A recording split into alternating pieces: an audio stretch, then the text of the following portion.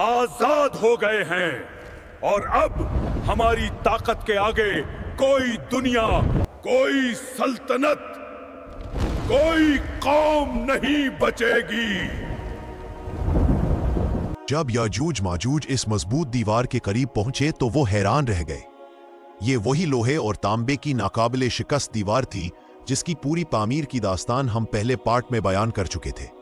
कुछ दिन बाद पहाड़ों के पीछे से याजूज माजूज का एक खौफनाक शोर उठा। जमीन हिलने लगी, दरख्त कांपने लगे और धूल का तूफान आसमान पर छा गया। एक इंतहाई ताकतवर और खौफनाक कौम जिनके चेहरों पर वहशत और आंखों में गजब की आग दहक रही थी, आहिस्ता आहिस्ता दीवार के करीब जमा होने लगी।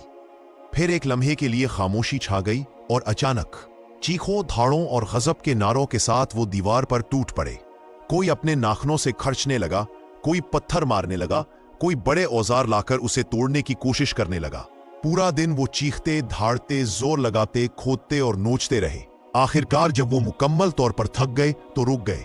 उनके सरदार ने गुस्से से चीख कर कहा, हम इस दीवार को तोड़ डालेंगे। अगर आज नहीं तो कल ये दीवार इनके लिए एक कैद खाना बनी रही।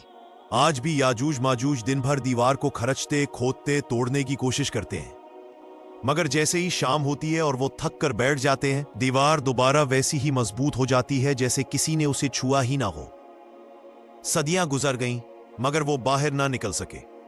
और नबी सल्लल्लाहु अलैहि वसल्लम ने खबर दी थी कि आखिर जमाने में एक वक्त आएगा जब अल्लाह ताला याजूज माजूज को इस दीवार से निकलने की इजाजत देगा।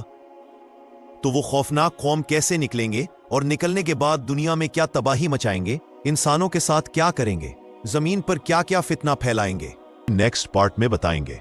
अगला हिस्सा देखने के लिए चैनल को सब्सक्राइब करें और साथ साथ वीडियो को भी लाइक करें।